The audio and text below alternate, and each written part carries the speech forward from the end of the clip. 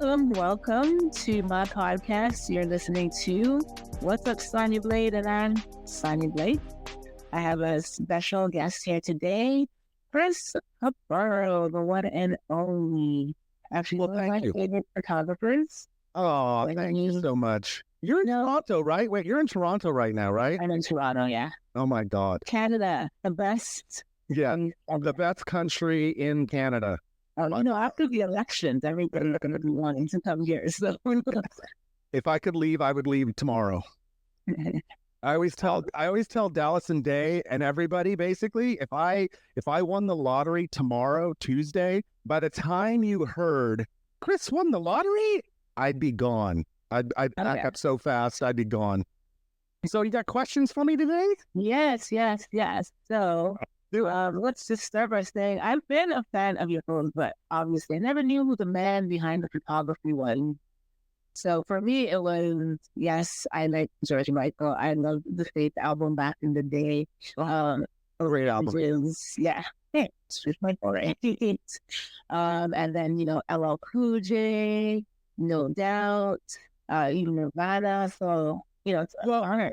I think Dallas and Michael said it best. They said to me, "You're my childhood." Because you guys are a generation below me, and that all my pictures were the stuff you guys were looking at in high school, and stuff like that.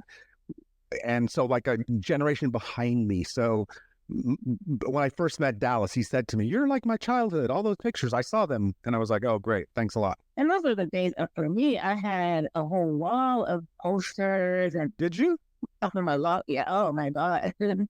I was a crazy kid. And it's funny because before I got into photography, I loved music photography. I loved band photography before I even thought of being a photographer. Right. I just love those images, so. Yeah, no, I didn't think about music photography till I was 25, I think. 25, I'd say. 24, 25. I shot concerts at 16, my first one at 16. And I used to go to music concerts all the time. And I shot for fun, but I wanted to be a fashion photographer. So music photography, I saw it as a kid in the 60s and 70s. I saw it, but it wasn't like, oh, I want to be Henry Diltson or I want to be Annie Leibovitz. No, that wasn't even on my radar, So I kind of fell into it in a weird way. How did you get into photography?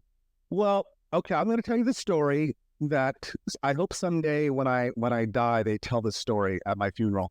But basically what it was, have you ever seen the movie Funny Face? Do you know the movie Funny Face? Okay. I advise you to go after we're done, at least go to YouTube and watch the trailer. And then you'll see my life, my whole life. So basically a movie Funny Face with Audrey Hepburn and Fred Astaire. It's a musical. So I grew up on musicals as a kid. My mom loved musicals, Singing in the Rain, Guys and Dolls, you name a musical, Seven Brides for Seven Brothers. We grew up on that. And I was around 10 years old in 6th grade, and I saw the movie Funny Face, and I had a big crush on Audrey Hepburn anyways, because she's the ideal woman as far as I was concerned. I fell in love with her in Roman Holiday and movies like that. And Fred Astaire played a photographer. And so I thought, oh, that's kind of cool. So in 6th grade, we went to a week summer camp type of thing at the end of the year. Hey, we're going to this camp thing. I think it was called Redwood. It was in the Santa Cruz Mountains somewhere. And my mom let me borrow her Brownie. And I went and took a roll of film on this trip. And I came home. She got a process. I looked at these black and white photos, they're like little photos. And I was just, this is so cool. I mean, that's the only roll of film I lost. Everything else I kind of have. But I saw that roll and then I was like, photography is kind of cool. I just liked what it did. But then I got to 7th grade to junior high, and there it was. On the electives, I could take a photography class. So I took photography with Mr. Kitajima, who I was 7th grade. I was 11. And I was just all like, this is so cool. And, he was a crazy teacher. And within the first couple of weeks of classes, I was falling more and more in love with it. It was like, love at first sight kind of a thing. And then that first time in the darkroom, processing my first roll of film, in a container, and then, pulling that roll of film out, seeing the images, and then making a print. That was it. I was in love. I always thought that's the day I got married to photography. I married photography, and that's what I've done. And then a year later, in 8th grade, I made you can see here, my first business card. Wow. And so what was crazy was I just knew, and I look back on it now, and I kind of just go, what a crazy little journey it's been. And I look at those moments, and they just stand out. It's those weird things we don't realize in life, that a little moment can change everything. Oh, yeah. Yeah. And so I discovered Richard Avedon around 11, 12 years old, because in the movie Funny Face, Fred Astaire plays, the character's name is Richard Avery, and all the photos in the movie are taken by Richard Avedon. And so on the credits, you see photos, and Fred Astaire's character was kind of based on Richard Avedon. So I had to go look at who this Richard Avedon is. And we didn't have the internet back then, so I had to go to the magazine stores or the bookstores and things like that. So I just discovered Avedon around 11 years old and thought, I want to be him because he gets to shoot Audrey Hepburn. Like, who wouldn't want to be that, right? So I just fell in love like right then and there. And I tell people this all the time, and even with me when I'm thinking about this stuff, there was just something magical about it. The way I compare it, if I can compare it to anything, it's after all these years of shooting music that I'll meet in my 20s. Like, I'll meet a guitar player, and that's where I relate to the guitar player, because the guitar player is like, I listened to Led Zeppelin since I was 10. I locked myself in my bedroom, and I wanted to be Jimmy Page, or I want to be, John Lennon playing guitar. Like, the musicians, the same thing. It's for them, it's music. For me, it's photography. I locked myself in dark rooms. They locked themselves in bedrooms. And that's how every time I shot musicians and had conversations with them about stuff like this, it made it, there was that connection. Do you think that was part of their destiny? Because I look back sometimes and I think that when I think back to like things I did when I was younger, yeah, and I had a camera in my hand, but I never thought I would be a photographer. And I had a little, I remember begging my dad for that Kodak rectangular point and shoot. And when I got that, I remember just shooting everything. Like that. Yeah. I made people mad in my house. Like, yeah. There's the way I look at this is, and more now than ever, because of a billion photographers right now, there's billions. The problem, the way I look at it is that photography is different for everybody, and not everybody wants to be Richard Avedon. I wanted to be Richard Avedon at 11 years old. I wanted to be Irving Penn. I wanted to be David Bailey. I aimed very big. My motto is go big or shut the fuck up. And so, but a lot of people are just like, oh, I love photography. I'm going to take pictures. I'll be Ansel Adams. And I'm all good for that. I tell people that, great, enjoy it more now than ever. Not everybody can be Richard Avedon. And he's, to me, the greatest photographer ever. For me, though, I can be Richard Avedon, and I will be Richard Avedon someday. But it's that mentality, which I tell people. I meet lots of young musicians right nowadays, and I say to them all, what do you want to be? Well, I want to sell records, and I want to do a tour, and I want to play the Forum. And I'm all like, that's so small. Why do you think so small? And they look at me like, what? I go, if I was a musician, I want to be Dr. Dre, a billionaire. I want to be Ice Cube, who owns a basketball league. Think big. Like, yeah. Like, it's like, aim big. I want a retrospective at the New York Met. I've wanted that since I was 10. So I'm not going to settle on tiny little gallery in the middle of nowhere. I want to be at the New York Met.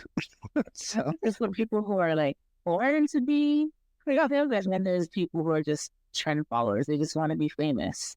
Right. And other people are born to be correct. Creative. The way I've always said this is that it's cheaper and easier to be a heroin addict than to be a photographer. Because with heroin, you can go to rehab and get cured. There's no cure for photography. I can't. I've tried. I've told my friends I need to get a real job, and they go, "Chris, you're not qualified for anything. Forget it." So I'm screwed. I'm stuck here whether I like it or not. Have you had a real job? So I out of high school, I didn't want to go to college, but I did go to junior college for 1 year and flunked out. But because I got some grants, I got money, and it helped me buy cameras. But I out of high school, I got a job at a color lab in San Jose, Northern California, and I got this job at Superior Color Lab, and the owner, who was kind of a distant relative, Italian Frank. He taught me he was the best. It was like going to college, but like working, and then the freedom he gave me and the support, it was the first time in my life that I had that. I tell people these crazy stories that he did, and I'm just going to tell you one. He used to, like on a Friday afternoon, and I'd process film in the machines, and I'd make color prints. I learned how to print color that way. It was me, him, and his wife ran the lab. It was small. We just did, mostly wedding photographers and things like that. On Fridays, he would go, Chris, here's 20 rolls of film. Go shoot this weekend and come back and bring it on Monday. Let's see what you got. And I was trying to shoot models. I started shooting models when I was 12. So I was shooting models on the weekends all the time. So my business was to shoot for modeling schools and modeling agencies and things like that. I mean, at 15, 16, I never went to school. I didn't need school. I didn't care about school. But he would give me this film and just go shoot, go create. I don't care what it is. Come back. We'll process it on Monday. We'll look at it. We'll talk about it. We'll discuss it. He was a brilliant photographer himself, but he came from the school of Ansel Adams, like scenics and things like that. And that wasn't me at all. But that freedom and that support was just massive.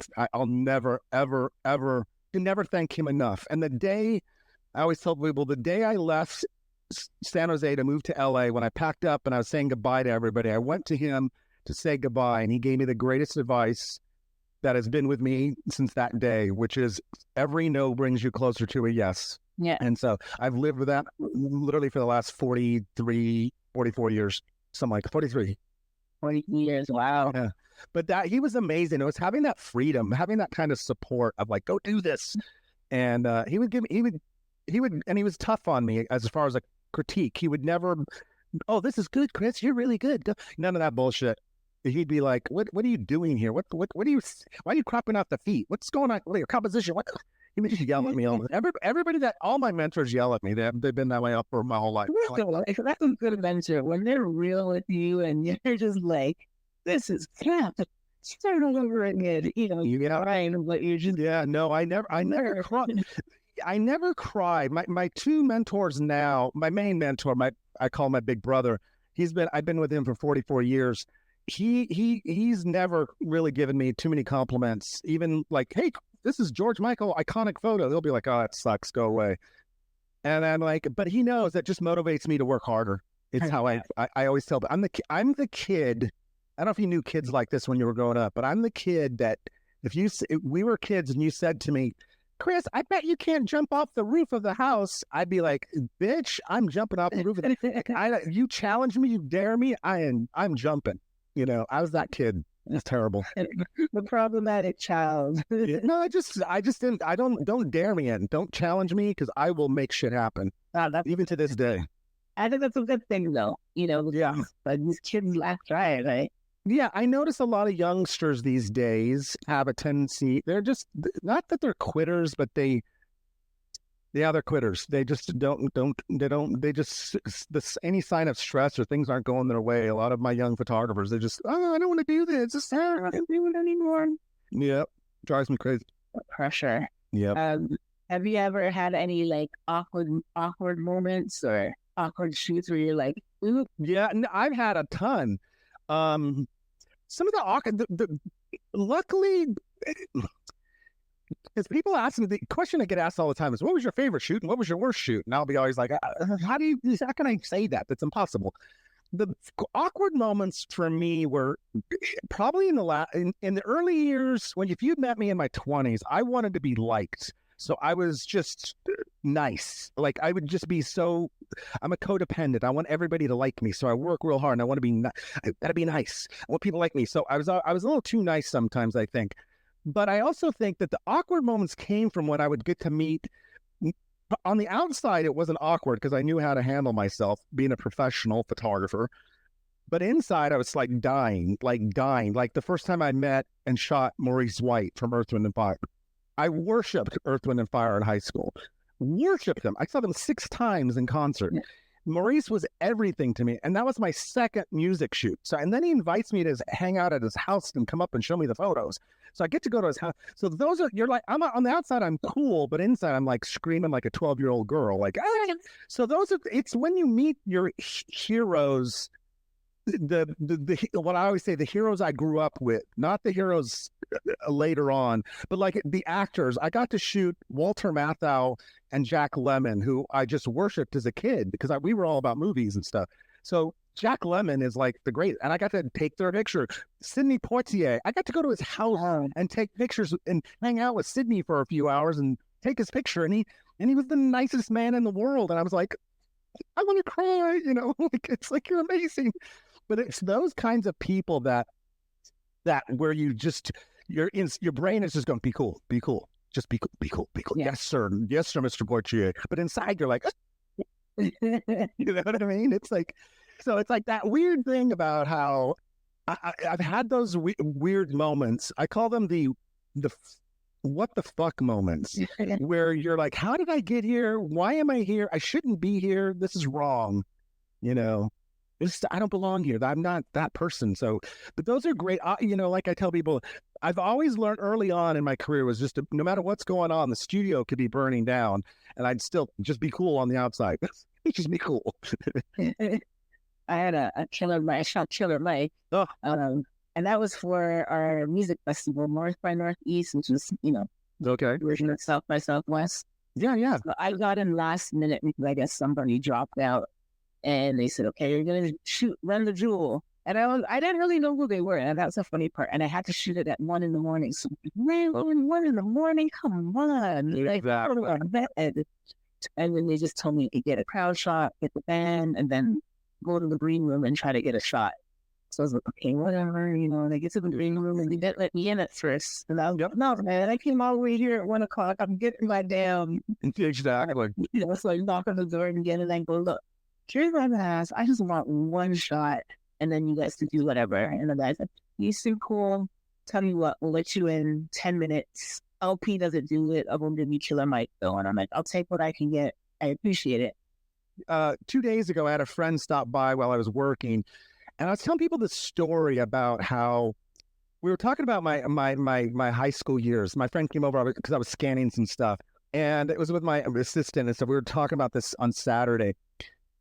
I grew up in a high school. I went to San Jose High at the time, and it was very mixed. I was there. I didn't have any white friends. I didn't know any white people growing up. The only white people I knew were my family, and we didn't consider ourselves white. We were Italian.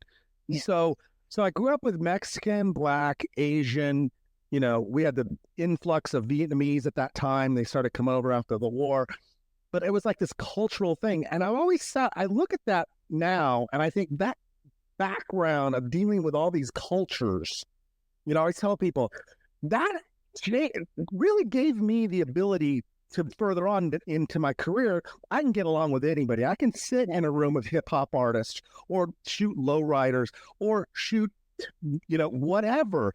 And I look at that and I think my high school gave me that whole thing about getting along with everybody, because in high school we had gang members and lowriders, but you know what, they would pick on people or beat people up for the fun of it, but there I was going, let me take a picture of your car for you, and they give them an 8x10 and they'd be like, Cuffaro, man, this is so cool. And then they'd be my friends, and it was just that ability to I always say I have the ability to get along with anybody, and I've done that. I've a friend that I shot years ago. I don't want to call him a friend, an acquaintance, the president of the Hells Angels.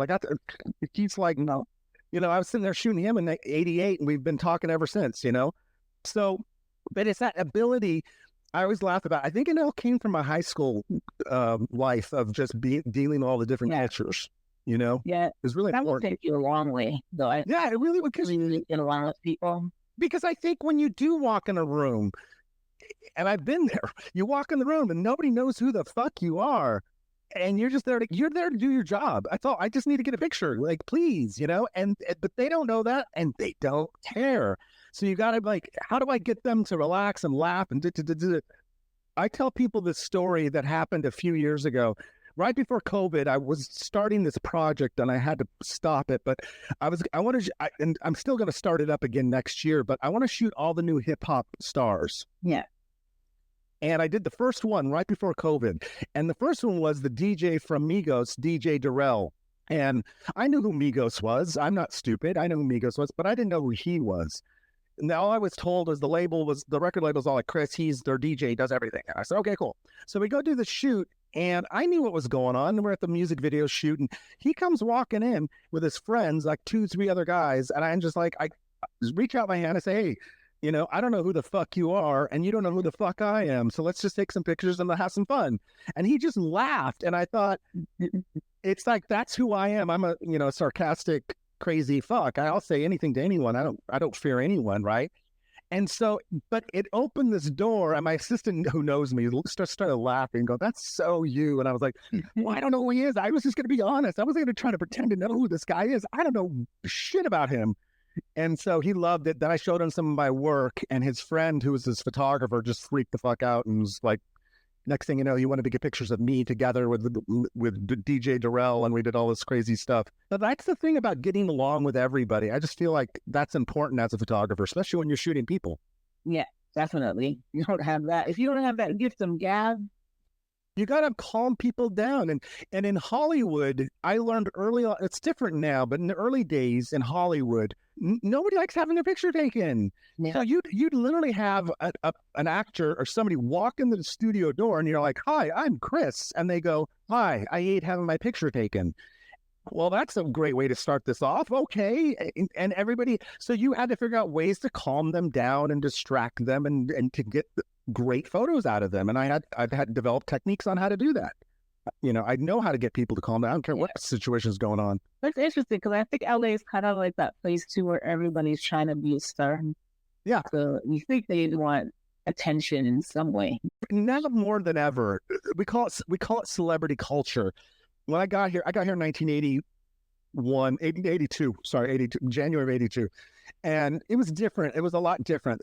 First of all, there was 10 photographers here. Now there's 10 million. There was, things were done differently, but it's still, everybody wanted to be somebody. Everybody wanted to either be famous or know somebody famous, or, they wanted the attention, and you dealt with that. But when it came to photo shoots, actors, I've had Johnny Depp tell me, I don't like doing photo shoots because I don't like to have to hold still. I want to act. I want to move.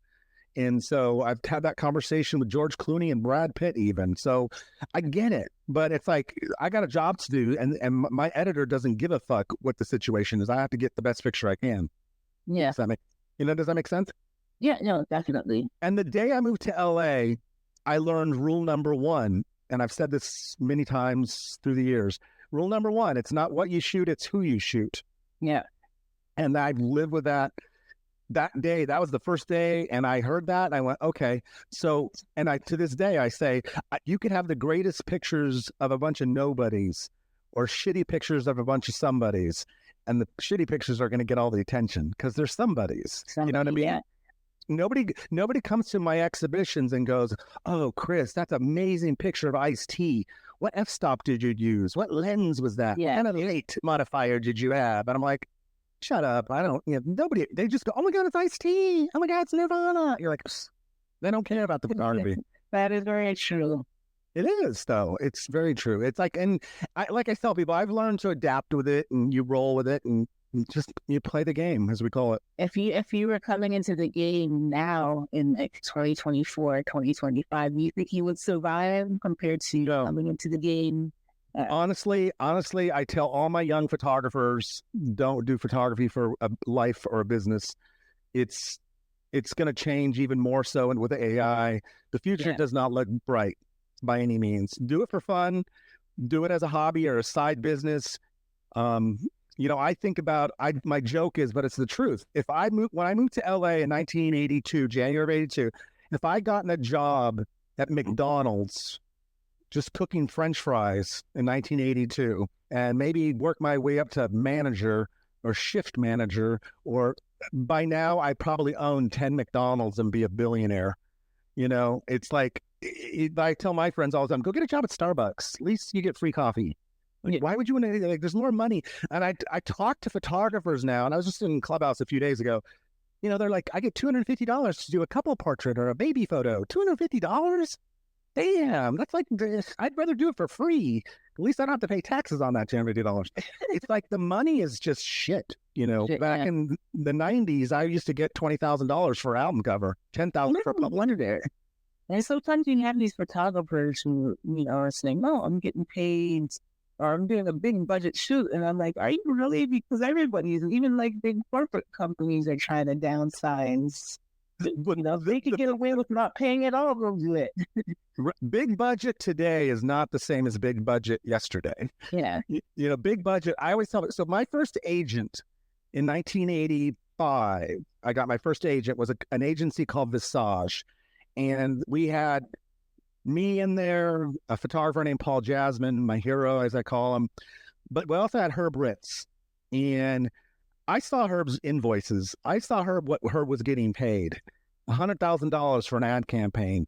A fashion campaign. It was $50,000. And, it was real money. And I saw those invoices and went, what the fuck? At that time, the most I ever saw was like $1,000 ever, Yeah. So I didn't even know you can make that kind of money when I started out. I had no idea. Annie Leibovitz is making $100,000, so that was real at that time. And you plus expenses and things like that. Now that money doesn't exist. Now they hire FWCs. That's a friend with camera. So and we also have GWCs, which are groupies with cameras. Those are the worst. Because they would fuck the guitar player and get the job. I wasn't going to fuck anybody to get a job, so I would lose work. But no, what's different? It's just that there was real money, but things were more. The music industry was selling something. Now they don't sell anything. So there's product, and I look at it sometimes, and you look at what budgets were. Like the last official music video I directed for a record label, our budget was $50,000. For the whole music video, $50,000. And I did the biggest budget. What I did was, I think, around $300,000, something around there. But I was working in the 80s as a still photographer on music videos. That budgets were $1 million. Yeah. For a Madonna video, it was $1 million. For a George Micheal video, it was a few $100,000. Faith, I'm going to try. I'm talking to the manager tomorrow, so I'm going to ask him if he remembers what the budget was for Faith, or for like Father Figure, or, One More Try or something. Because those budgets were like serious budgets. Yeah. And half the budget went to post-production. And I would say the quality of video is very different, though, too. Like, when you look back, right? So. Yeah. But nowadays, the last video I directed for a friend, it cost me $2,000 because she had no money. So I paid for it. So, something's wrong here. Something's wrong with that. I'm paying for the music video? Wait a minute. What happened? But yeah, no, it's a different world, and I'm okay with it. Like I tell people, but I ask the question. So if we're here now after I've been shooting 50 years, 50 years from now, it's everything's going to be done with an iPhone and AI, and you're going to put in prompts, and and it's scary. It's scary. AI is so scary to me. I mean, I use AI to edit the podcast, and I'm like, what it doesn't it's pretty good. I mean, I can have crack sound. No. Time into, and it's like, yep. No, you're right. Just like that. It's like, it's a new tool, and you just got to learn how to use that tool, and how you're going to use that tool. What do you want to do with that tool? And I was there, when digital came along. I've said this a long time, but I remember the first time I read in a photography magazine this article about this thing called Photoshop, and that talked about how there's this new technology and new software that can make your blurry pictures sharp. And I was like, no way, because once that picture's blurry on film, it's blurry forever. And I remember just talking to my assistants, and we're just going like, have you heard about this thing called Photoshop? It's mind-blowing, and it's just crazy. And, my first computer was an Apple, what was it, a desktop Mac what was it? I got a Macintosh something or other, and it didn't even have an internal hard drive. It had a floppy disk, and then it had only 4 megabytes of RAM. 4, not 40, 4 megabytes of RAM. You couldn't even open a photo in that.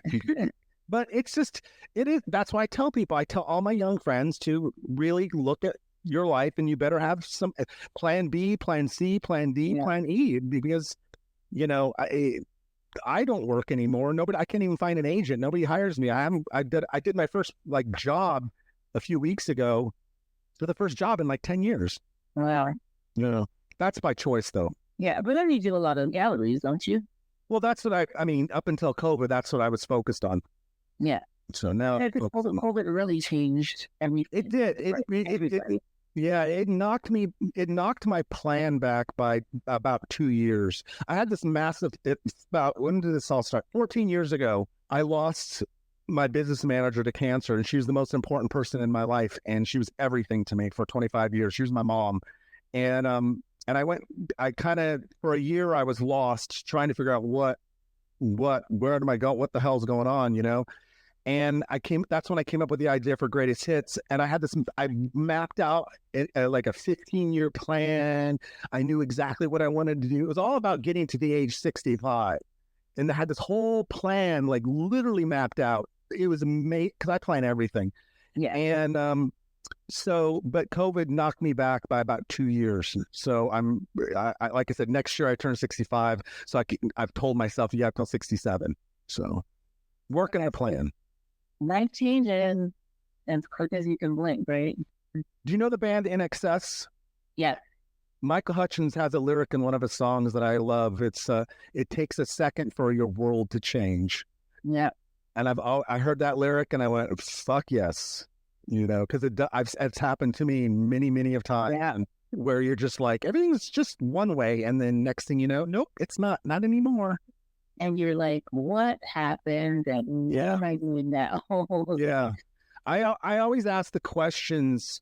I ask a lot of questions. That's why I tell people I'm curious, and I've spent many, many years in therapy dealing with all my shit.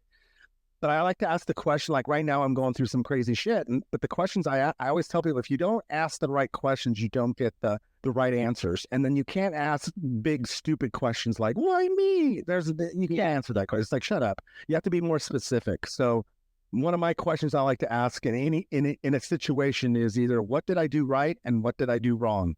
And then if you can tell me what I did right and wrong, then we can discuss, and then I can apologize or explain why I did what I did.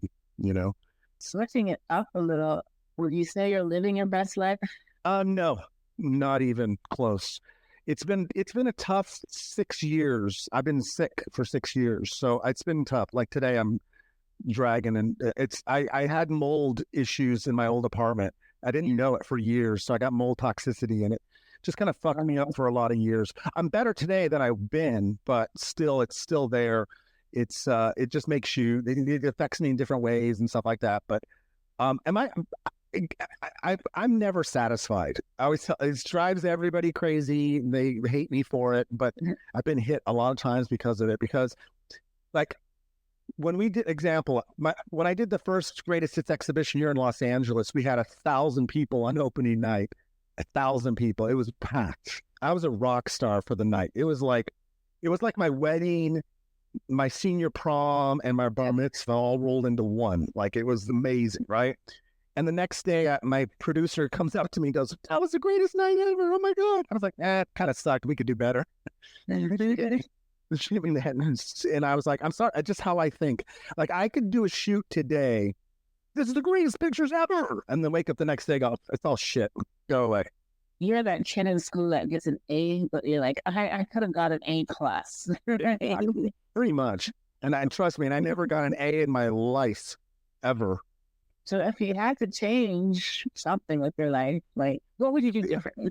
I think that right now I would have, I've said this for years, I should have stayed in San Jose. And in 1981, I should have found and hung out with Steve Jobs. I should have just went and introduced myself, and then I should have been Steve Jobs' best friend. And then I would have been Apple employee number 6, and I would have been rich, and I would have been set for life. But I don't have regrets, and I've written about this on my blog, but I don't have regrets. I have a thing I call lessons instead of regrets, or lessons. Yeah. I can look back on my life now, and have you ever seen the Steve Jobs commencement speech for Stanford University? Yeah. It's he talks about connecting the dots. I'm old enough now, I can look back, and I am where I was. I'm here today because I know it's not by accident that I'm a poor, starving photographer. It's not. Oh, I know exactly how I got here. I'm here today because of the choices I made. Nobody else, and I'm very independent, so nobody tells me what to do. Yeah. So, but I'm grateful as fuck for everything. And like I said, Saturday we were in my vault, and I just go through my vault and I find things, and I'm like, I got great history, man. I've done more than most people dream about doing. I really have. As a photographer, I have iconic photos of icons that will last forever. Not a lot of there's a lot of good photographers out there, but they can't come close. Yeah. A lot of people dream, of having those kind of moments and those kind of stories. But they don't do the work. Yeah. I do the work. Nobody outworks me. The day I got to Los Angeles, I told my mentor, I said to him, nobody outworks me. I said, if Annie Leibovitz is working 14 hours a day, I'll work 16 and tell the bitch to fuck off. And he looked at me and he just looked, I'm 21 years old. And he's like, shut up. And I'm like, no one's going to outwork me, that's just the way I've been kind of, I grew up in a house that was, I was kind of abandoned at a very young age. So I went to the school of hard knocks. So I had to learn to survive myself. Yeah. So I had to learn to do the work. No one was going to do shit for me. Nobody ever did. So I had to learn fast. Like, if I want something, I got to work for it. You know what I mean? If you had to give advice to your younger self, I would have said, don't pick up a camera and go find Steve Jobs. Go find Steve Jobs. Because you got to understand, Silicon Valley was starting out back then, and if I'd stayed there, I'd probably own Hewlett Packard or IBM or something. I don't know, but no, I think the only advice I would give is save your money, because I didn't. My business manager, she got me to save money, but then I spent it all on a new business venture and stuff. So, but the good news is my plan is working. That I've had this plan for the last 25 plus years. And the plan is simple. I want to sell my entire body of work and then retire. I'm going to sell it all. And so that's the last 10 years. That's what I've been working on. And I've got some meetings coming up. And like I tell people, if the band Queen can sell their catalog for $1 billion, or Elton John can sell his catalog for $500 million, well, then I'm going to sell mine. And that's what I've always said, because I don't have a wife and kids to leave it to. So I'm not going to, there's no reason to, what am I going to do? Right now, if I died tomorrow, it all goes to my best friend and my mentor. And he says every time, don't leave it to me, because I'm just throwing it in the trash. I'm like, well, thanks a lot. So, but like, I want to sell everything, and go find a beach somewhere. Yeah, that's not a bad plan. Beaches are always good. That's why I tell people and young photographers, like, again, this is not a new thought process. This is something I've had my whole career, knowing what my life and knowing and being smart and curious and talking to conversations with people. I knew this is what I was going to do, because most photographers become famous in a sense when they're dead anyways. Yeah. So I was all like, and I ran around. My business manager used to yell at me. I would do free shoots all the time. Nirvana, that was for free, but that's become an iconic photo for Nirvana. It's massive. It's everywhere, right? So that was my that was my savings account. I'm going to go shoot some things. I'm going to spend my own money investing into that's my retirement. That's my 401k in a sense. Yeah. So that's how I roll. That's how you roll. So what kind of legacy do you want to leave behind? Simple. I always tell people I've had more fun than anybody I know, and I got the pictures to prove it. The tagline for Greatest Hits is, I have a million stories and the photos to prove it. And if you download the app or you look at my website, you'll see all the videos of the stories behind the photos. My app is my baby right now. We've got big ideas and big plans for that app. But I tell people all the time, like I haven't done everything I wanted to do, but I've done a lot, and again, I have pictures. The first time I ever did drugs, I was with Elton John and George Micheal, and I did ecstasy for the first time, and I got pictures of me rolling on ecstasy for the first time. Who does that? This is before iPhones. So, walking around with my Nikon F2 while I'm rolling on ecstasy. Who does that? So, you know what I mean? It's just crazy. So that's why I laugh when I do artist talks and I start remembering things, or I look at a photo and remember, oh, this, my assistant on Saturday said, he goes, well, how's it that you remember something about everything? I go, I don't. It's just when I see the picture, something comes back to me, a moment or a this or that. So it's just weird. It's just who I am. How many photos would you say you have? Oh, don't even. Did you see my vault picture? Have you seen that? I've seen your vault picture. It's a lot. And yet we were there Saturday. We were there for 3 hours moving some things around and refiling stuff. And I was discovering things again. I do this once a month. I go to the vault, pull a bunch of shoots, the film, and then I spend the time scanning every day. Here's my scan station. And I just do, that's what I do, and like today I was scanning the first issue of Vibe magazine. Oh, wow. With, how great is that? Cover by Albert Watson. Wow. So I had my first layout in here was in this first issue. So I found this copy and I was like, oh my God, I got to scan this. There's a great spread on Naomi Campbell in here. Just really amazing. And, but I have like tons of stuff like that. I wish I would have kept more, but I kept a lot of stuff. I have like, postcards from people. I have all sorts of crazy mementos and set lists by, Pearl Jam, all sorts of stuff like that I kept. I want it to be part of my my retrospective on my life, if that makes sense. Is there anybody in your bucket list that you would want to shoot? Oh, that list is a mile long. So I learned early on, my mentor back in 83, 84, he said to me, put a hit list together. He goes, who do you want to shoot? And I'm like 22, 23 years old, and I'm all like, I want to shoot, Natasha Kinski. I want to shoot a supermodel, because I wanted to be a fashion photographer. So I've always had a hit list. My hit list now is like, this better happen soon or someone's going to get hurt, but I need to shoot Snoop Dogg. And I would love to shoot Dre. I got close to Dre once. Dre? No. I want to shoot Dre. I would love to shoot. I've been wanting Snoop Dogg for years. I would love to shoot Billie Eilish. I'd love to shoot Taylor Swift. Yeah. I don't like their music, but I always tell people I shot a lot of people I didn't like their music, but they were interesting people. I would love to shoot. I'd still like to go back. I'd still like to shoot, Paul McCartney before he dies, and Ringo Starr before he dies, and I'd like to shoot Sting, of course. I started working on this list of. This is going to be weird. So I've always had this list of the oldies that I would love to shoot before they die. An example is a few weeks ago, I don't know if you saw, Angela Bofill died. She's 72, I think. So when I was in high school, I saw her twice in concert. Worshipped Angela Bofill. Her first 2 records are God records. So I worship, and she just passed away. And that's that thing where I just go, God, I would love to shoot them even now that they're old, like before they die. And so I've got this list, and I've kept an eye on it. And I've talked to different people about it, connecting me. My friend Apollonia, her business partner Seth is friends with Chaka Khan, and I'm like, get me to Chaka Khan, please. And there's like, I would like to shoot some of the legends.